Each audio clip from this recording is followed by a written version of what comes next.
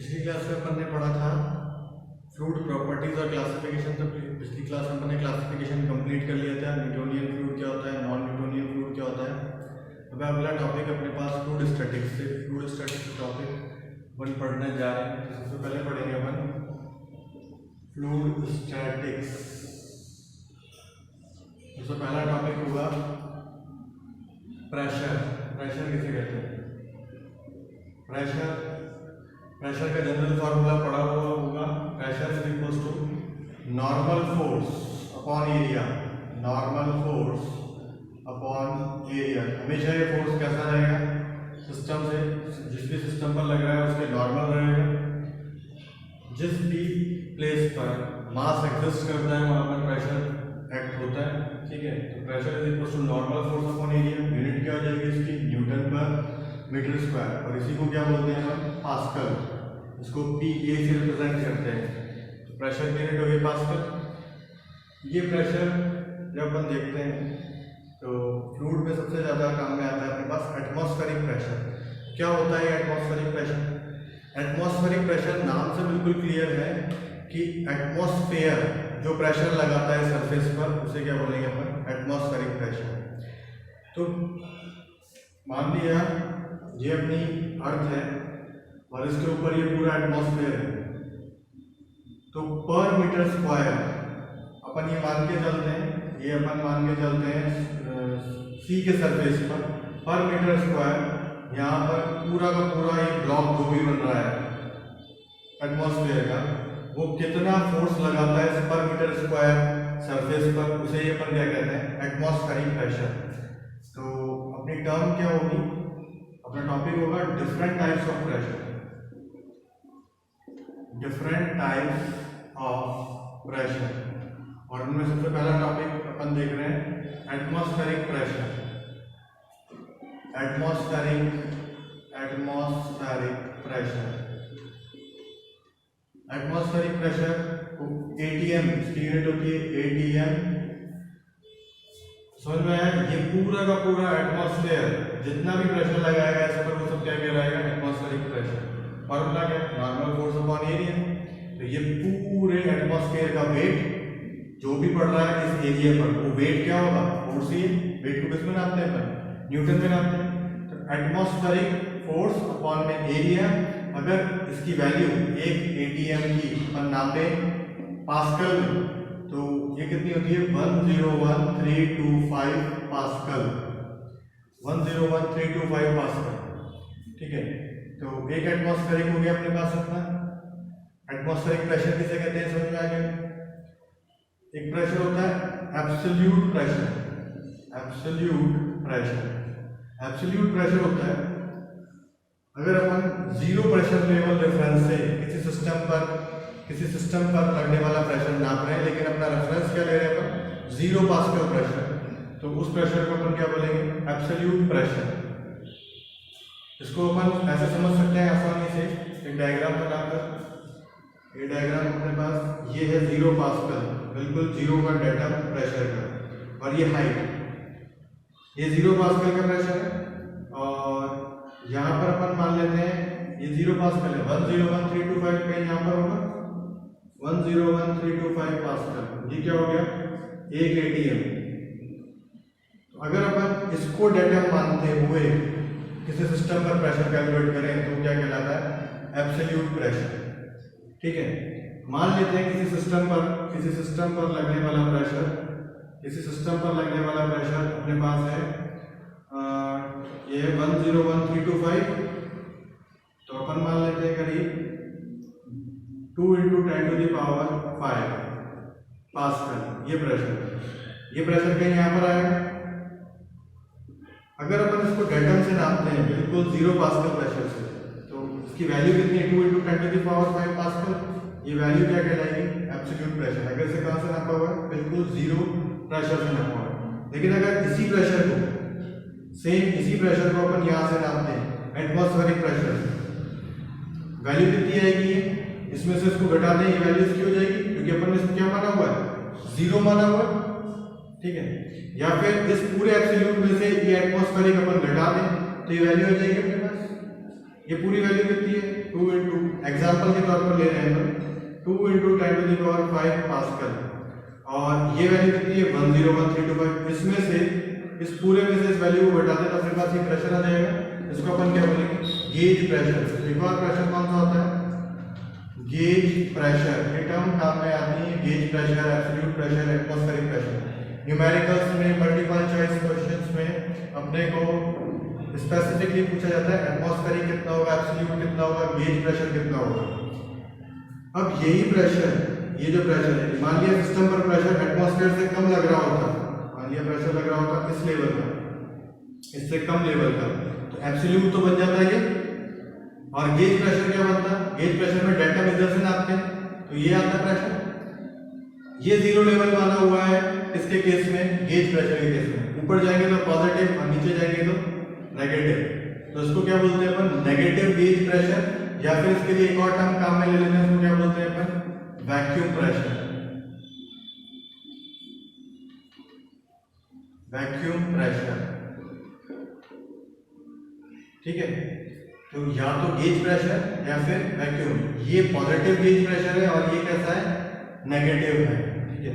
Vacuum बोलने का मतलब कि अपने को समझ में आ रहा है कि वो एटमॉस्फेरिक से उतना लेवल कम प्रेशर है। इनमें आपस में रिलेशन क्या कहलाता है, इनमें आपस में रिलेशन होता है, देखो यहाँ डायग्राम के साथ दिख रहा है, एटमॉस्फेयर में गेज ऐड कर दें तो क्या आ जाएगा, एब्सोल्यूट। सबसे ज्यादा बार पूछा जाने वाला ये फार्मूला है, absolute pressure is equals to atmospheric pressure plus gauge pressure. अगर गेज प्रेशर इस फॉर्मूले से कैलकुलेट कर रहे हो नेगेटिव आ जाता है तो नेगेटिव गेज प्रेशर है, माइनस का सिंबल हटा दें, उसी को बोल सकते हैं वैक्यूम प्रेशर। ये फॉर्मूला है, इस पर बेस्ड लगभग सभी छोटे एग्जाम, सभी राजस्थान JEE हो गया, जो भी मतलब गेट लेवल से नीचे है उन सभी एग्जामों में, जूनियर इंजीनियरिंग एग्जाम में इस फॉर्मूला बेस पर बहुत सारे क्वेश्चन पूछे जाते हैं। वेरी वेरी इंपॉर्टेंट है, ठीक है। उसके बाद वैक्यूम प्रेशर अपन ने कैलकुलेट कर लिया, गेज देख लिया, एब्सोल्यूट देख लिया, एटमॉस्फेरिक देख लिया, डायग्राम से भी अपन ने प्रेशर देख लिया। उसके बाद अपने को पढ़ना है pressure at a point, pressure at a point in static fluid. अपन देखते हैं pressure at a point in static fluid.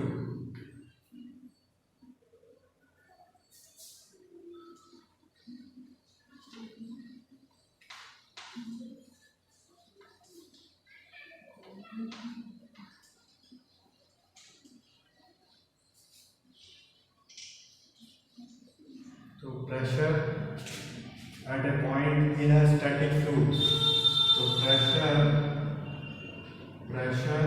Eight a point in a static fluid. तो pressure at a point in a static fluid कैसे calculate करेंगे, मान लिया ये कोई सरफेस है, वाटर सरफेस, ये लेवल है उसका, यहाँ पर कौन सा प्रेशर लग रहा है, एटमॉस्फेरिक प्रेशर। जो भी सरफेस एटमॉस्फेयर में ऊपर रहता है उसमें कौन सा सरफेस, कौन सा प्रेशर लगता है, एटमॉस्फेरिक प्रेशर।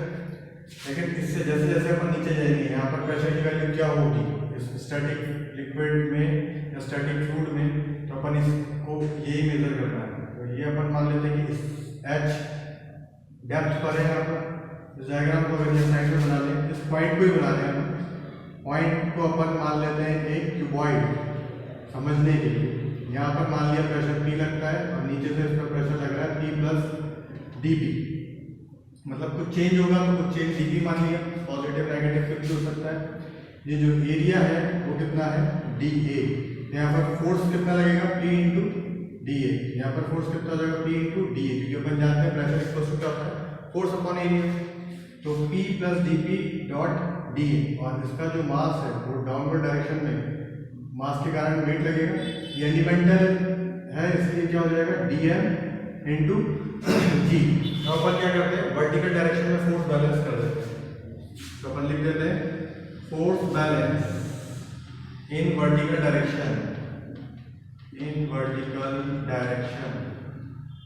फोर्स बैलेंस इन वर्टिकल डायरेक्शन। ऊपर से नीचे वाली डायरेक्शन को अपन पॉजिटिव मान लेते हैं, नीचे से ऊपर को नेगेटिव मान लेते हैं। ये डायरेक्शन अपन किसी भी हिसाब से मान सकते हैं, नीचे को अगर पॉजिटिव मान लेते हैं, ऊपर को नेगेटिव मान लेते हैं। अभी अपन ऊपर से नीचे वाली को क्या मान रहे हैं, पॉजिटिव। तो पी डी ए ये जा रही है नीचे से ऊपर की तरफ, minus P plus D P into D A, ये भी डाउनवर्ड डायरेक्शन है, डाउनवर्ड को अपन पॉजिटिव माना है, D M G is equal to 0।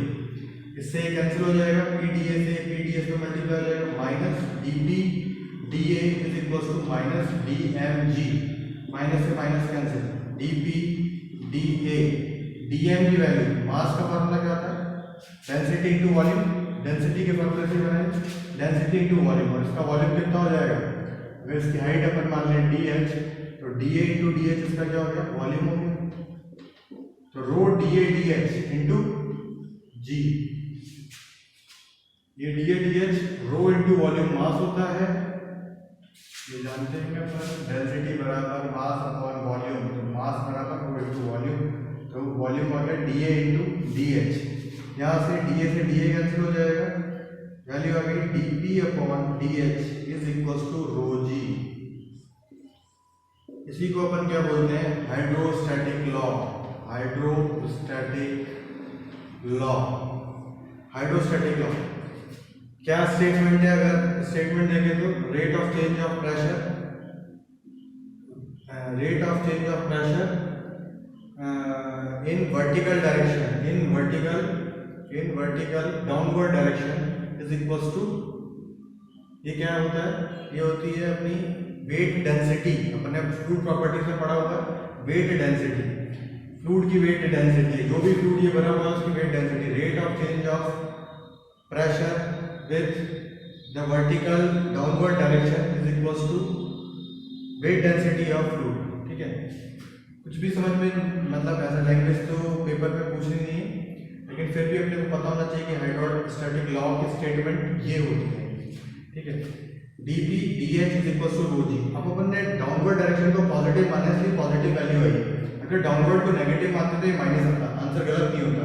जो भी अपने को देंगे क्वेश्चन, उसमें अपने पास क्लियर होगा कि डाउनवर्ड को कैसा माना है, अपवर्ड को कैसा माना है, या दोनों में से एक ही ऑप्शन अपने को मिलेगा।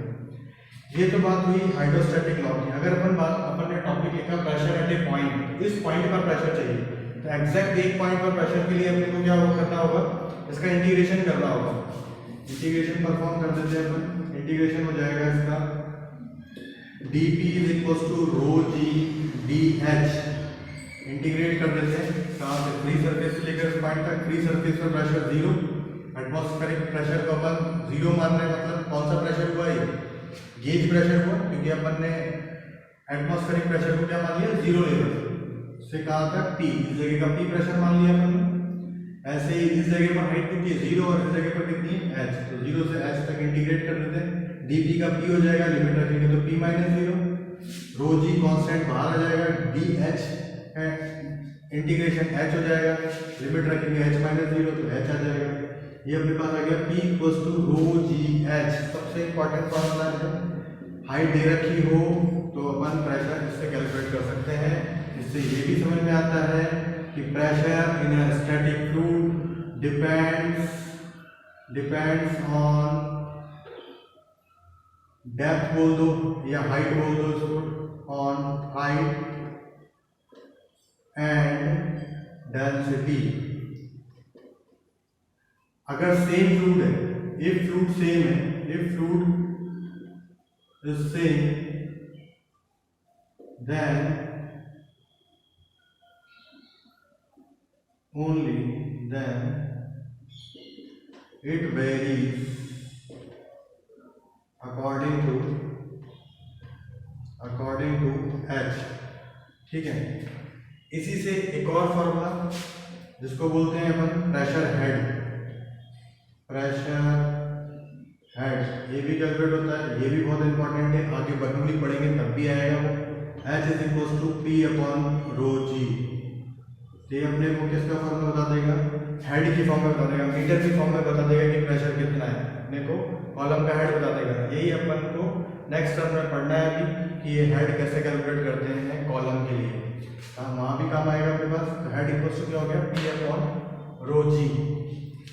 अभी अपने इस सिलेबस के स्टार्टिंग के टॉपिक पढ़े हैं, केवल अपन ने क्लासिफिकेशन प्रॉपर्टीज पढ़ी है, उसके बाद फ्लूइड स्टैटिक्स पढ़ा है। नेक्स्ट क्लास में अपन पढ़ेंगे। पहले तो ये आज की क्लास देख लेते हैं कहाँ तक हो पाती है। हाइट प्रेशर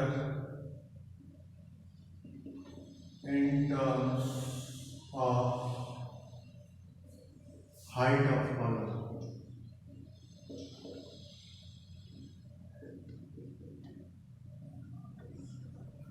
ये क्वेश्चन भी बहुत सिंपल होता है और ऑब्जेक्टिव में पूछते हैं इसको भी। Pressure in terms of height of column मतलब क्या? जैसे अगर अपन जो भी मैंने बताया था, ये अर्थ है और इसके ऊपर ये एटमॉस्फेयर है, यहाँ से पूरा इसका जो वेट है वो सरफेस पर लगता है, सी सरफेस पर, सी के समुद्र के तल पर, वो अपने पास फोर्स अपॉन में एरिया क्या कहलाता है? Atmospheric pressure. अगर इस एयर को भी देखा जाए तो यहाँ पर बहुत एयर डेंस होती है और धीरे धीरे डेंसिटी कम होती जाती है। यहाँ पर अपने को इतनी हाइट देखनी पड़ती है। अगर यही पूरा प्रेशर, यही पूरा फोर्स जो सरफेस पर लग रहा है, वो अगर अपन वाटर के कारण देखें, इसकी वैल्यू इसके बराबर कितनी होगी, या अगर कोई ऑयल ले लें तो ये हाइट कितनी होगी, या मरकरी ले लें तो हाइट कितनी होगी, तो वो क्या कहलाता है? प्रेशर कॉलम की हाइट के टर्म में। जैसे देख लेते हैं, अपने फॉर्मूला पढ़ा था P बराबर rho G H. P pressure, rho density, G gravitational acceleration और H क्या हो गया? हाइट। मान लेते हैं 101325 जो अपना एटमॉस्फेरिक प्रेशर है। अगर अपन चाहे इसको कैलकुलेट करना वाटर के कॉलम की फॉर्म में, वाटर के कॉलम की फॉर्म में, तो कितना वाटर का कॉलम इस प्रेशर को रिप्रेजेंट करता है? वाटर की डेंसिटी कितनी होती है? 10 to the power 3 1000 take into उसको मल्टीप्लाई 9.81 मल्टीप्लाई H। फिर यहाँ से अपन H कैलकुलेट करें कि इस प्रेशर को रिप्रेजेंट करने के लिए कितनी हाइट की रिक्वायरमेंट है, तो H इज इक्वल टू कितना आएगा? इसको सॉल्व करने पर डिवाइड लगाएंगे 10.3 मीटर। तो इतना मीटर हाइट इसको रिप्रेजेंट कर देती है एटमॉस्फेरिक प्रेशर। मतलब ये पूरा एटमॉस्फेयर की हाइट, एयर की जितना प्रेशर सी की सरफेस पर लगा रही थी, इतनी पानी की हाइट इतना प्रेशर लगा देगी। मतलब ये कहाँ? इतनी हाइट, और ये केवल 10.3। यही चीज अपन कैलकुलेट करें मरकरी के कॉलम, ये तो किसका था? वाटर का कॉलम था। ऐसा क्वेश्चन में किसी भी कॉलम के लिए बोला जा सकता है, उसकी डेंसिटी अपने को दी होगी, ऑयल होगा, उसकी डेंसिटी दी होगी। कभी डेंसिटी नहीं देते तो स्पेसिफिक ग्रेविटी दे देते हैं, स्पेसिफिक ग्रेविटी से डेंसिटी कैलकुलेट कर सकते हैं, स्टैंडर्ड फ्लूइड की डेंसिटी मल्टीप्लाई करके। तो अगर अपन ये कॉलम ले लें Hg का, ये कॉलम हो गया अपने पास Hg, तो अपने फॉर्मूला बन जाएगा 101325 इनटू Hg की डेंसिटी कितनी होती है? स्टार्टिंग फर्स्ट लेक्चर में लिखी थी अपन ने 13600 मल्टीप्लाई में 9.81 मल्टीप्लाई में H यहाँ पर अपन कैलकुलेट करेंगे तो वैल्यू कितनी आएगी? डिवाइड लगाते हैं, ये वैल्यू आएगी 760 mm, और अगर मीटर में देखें तो 0.6 मीटर। अपन ने पढ़ा हुआ है 760 mm, पारे के दाब के बराबर 760 mm, 760 mm height of mercury. तो ये क्या है? 760 mm या 0.76 मीटर। ये बताता है अपने को इतनी हाइट इस पूरी एयर को रिप्रेजेंट कर देती है। या तो इस एयर का कॉलम इतना मान लो, या 0.76 मीटर, मरकरी का कॉलम मान लो, सेम एटमॉस्फेरिक प्रेशर 101325 पता चल जाता है। ये दोनों क्या है? एटमॉस्फेरिक प्रेशर किसकी टर्म में? हाइट ऑफ कॉलम की टर्म में। ये भी पूछा जाने वाला क्वेश्चन है, इससे हाइट ऑफ कॉलम निकालना, ये भी इंपॉर्टेंट है। ठीक है, उसके बाद अपन पढ़ रहे थे P बराबर रो जी एच। H पर डिपेंड करता है, डेंसिटी पर डिपेंड करता है। अगर सेम फ्लूइड है तो केवल H बदलने पर P बदलता है। इस बात को अपन समझते हैं। अगर एक अपने पास ये स्फेरिकल फ्लास्क है या स्फेरिकल वेसल है, इसमें अगर अपन देखें इस जगह का प्रेशर, इस जगह का प्रेशर कैसे कैलकुलेट होगा? यहाँ से यहाँ तक की हाइट देख लें अपन, वाटर ही फिल है इसके अंदर। इस जगह की हाइट देख लें, P बराबर क्या फॉर्मूला लिखते हैं? रो जी एच, रो 1000 जी एच, वैल्यू आ जाएगी कुछ हाइट। ठीक है, ऐसा ही अपन से यहाँ पर मान लें फ्लास्क, ये वेसल, और इस पर अपन सेम हाइट पर, इसी हाइट पर प्रेशर देखें। H क्या होने वाला है? सेम होने वाला है बिल्कुल।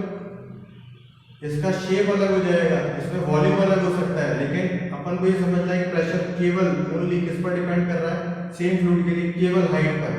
इस जगह का, इस ए पॉइंट का प्रेशर और इस बी पॉइंट का प्रेशर कितना होने वाला है, बराबर होने वाला है। PA is equal to PB, क्योंकि प्रेशर सेम फ्लूइड के लिए किस पर डिपेंड करता है, केवल हाइट पर। कैसी भी ज्योमेट्री हो फ्लूइड की, कैसा भी भर रहा हो फ्लूइड, मान लिया ये पूरा वैसा है इस तरीके का, ये पूरा फ्लूइड सेम फ्लूइड, चाहे वाटर हो चाहे ऑयल हो, और अगर हम इस जगह प्रेशर कैलकुलेट करना चाह रहे हैं, सब जगह वॉल्यूम अलग अलग भरा है, लेकिन इन सब लेवल पर हाइट क्या है अपने पास सेम, यहाँ से हाइट क्या है अपने पास सेम, तो इस जगह का प्रेशर, इस जगह का प्रेशर और इस जगह का प्रेशर तीनों बराबर आते हैं। कंफ्यूजन के लिए अलग अलग वेसल देकर सेम हाइट पर प्रेशर पूछ लेते हैं, तो आराम से बता सकते हैं अगर हाइट सेम है, फ्लूइड सेम है, तो सभी सेम हाइट पर प्रेशर इक्वल होगा। ये बात बिल्कुल समझ में आ रही है। इसके बाद अपन ने प्रेशर पढ़ लिया, प्रेशर अपन ने स्टैटिक पॉइंट पर पढ़ लिया, किसी पॉइंट पर स्टैटिक फ्लूइड में पढ़ लिया, प्रेशर हाइट ऑफ कॉलम पढ़ लिया। उसके बाद अपने को देखना है प्रेशर मेजरमेंट के इंस्ट्रूमेंट, किन चीज़ों से प्रेशर मेजर किया जाता है, प्रेशर मेजरमेंट इंस्ट्रूमेंट। उससे पहले अपन देख लेते हैं प्रेशर मेजरमेंट में इसकी यूनिट क्या क्या होती है। यूनिट वैसे तो बता दिया, एक एटमॉस्फेयर में भी नापते हैं 101.325 पास्कल, एक पास्कल में भी नापा जाता है इसको, एक इसे बार में भी नापा जाता है। ऐसे और भी एक बार भी है और PSI भी है, अपने काम आने वाले एटमॉस्फेरिक पास्कल बार। अगर अपन एक बार कैलकुलेट करें तो एक बार इसके बराबर होता है 10⁵ पास्कल की। एक और यूनिट इससे रिलेट करती है pressure in terms of height of column, वो क्या होती है 1 टॉर। 1 टॉर किसके बराबर होती है, ये कितने मीटर की हाइट है 0.76 मीटर, या बोल दो 760 mm। अगर यही हाइट Hg की, अगर अपन 1 mm ले लें, 1 mm ऑफ Hg ले लें अपन, तो ये किसके इक्वल होगा 1 टॉर की। इसकी वैल्यू अगर अपन पास्कल में कैलकुलेट करें तो वैल्यू हो जाएगी 133.33 पास्कल, तो ये वैल्यू भी हो जाएगी अपने पास 1 टॉर की। तुम ये कैलकुलेट करोगे जब H इस फॉर्मूले से, एग्जैक्ट ये वैल्यू आ सकती है। अगर अपन ये वैल्यू भी, ये दोनों वैल्यू भी एग्जैक्ट वैल्यूज लेते हैं 0.76 तो आ जाएगा क्या, बाकी इनकी भी और एग्जैक्ट वैल्यू होती है 13.505, 9.800, 955, ये वैल्यूज जो होती हैं अगर और एग्जैक्ट लिखते हैं तो ये बिल्कुल एग्जैक्ट वैल्यूज आ जाती है। जैसे ये वाली वैल्यू 101325, जब इसको कैलकुलेट किया तो अपन ने इनकी वैल्यूज कैसे ली, एग्जैक्ट वैल्यूज ली। फिर भी एक बार कैलकुलेटर से कैलकुलेट करके देखें ये दोनों वैल्यूज आ रही है सेम या नहीं आ रही है। प्रेशर मेजरमेंट में जो इंपॉर्टेंट इंस्ट्रूमेंट है और जो अपने सिलेबस में दे रखा है वो मैनोमीटर दे रखा है। ऐसा नहीं है कि मैनोमीटर से ही होगा, कुछ तो होते हैं कन्वेंशनल डिवाइस और कुछ होते हैं नॉन कन्वेंशनल। नॉन कन्वेंशनल जो होते हैं वो है बॉर्डन गेज हो गया, डायफ्राम गेज हो गया। ये इंस्ट्रूमेंट ने ये ज़्यादा एक्यूरेट प्रेशर मेजरिंग करके देते हैं अपने को, ठीक है। और जो कन्वेंशनल चले आ रहे हैं हमेशा से, जैसे बैरोमीटर हो गया, पीजोमीटर हो गया, मैनोमीटर हो गया। बैरोमीटर जो केवल एटमॉस्फेरिक प्रेशर मेजर करता है, वो और किसी सिस्टम का प्रेशर, किसी पाइप में प्रेशर मेजर नहीं कर सकता। पीजोमीटर जो होता है वो किसी गैस का प्रेशर नहीं नाप सकता है, स्मॉल फ्लक्चुएशंस को नहीं नाप सकता है। इसलिए पीजोमीटर सिस्टम का नाप तो सकता है लेकिन गैस का नहीं नाप सकता। तो अपने लिए सबसे इंपॉर्टेंट और सबसे अच्छा प्रेशर मेजरमेंट इंस्ट्रूमेंट सस्ता सा क्या है, मैनोमीटर। मैनोमीटर में भी डिफरेंट टाइप्स है, इसको अपन नेक्स्ट क्लास में कवर करेंगे कि मैनोमीटर से जो प्रेशर मेजरमेंट है वो कैसे किया जाता है।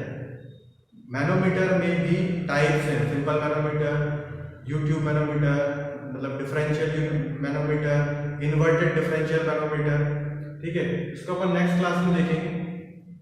और ये जो भी अपन पढ़ रहे हैं इससे रिलेटेड कुछ भी क्वेरीज हो तो कमेंट सेक्शन पर जरूर लिखना और बताना क्या चीज़ तुम लोगों को समझ नहीं आ रही है इसमें, ठीक है, और पढ़ाने का तरीका क्या होना चाहिए। जो भी फीडबैक है वो जरूर बताएं, ठीक है। आज की क्लास यही खत्म करते हैं।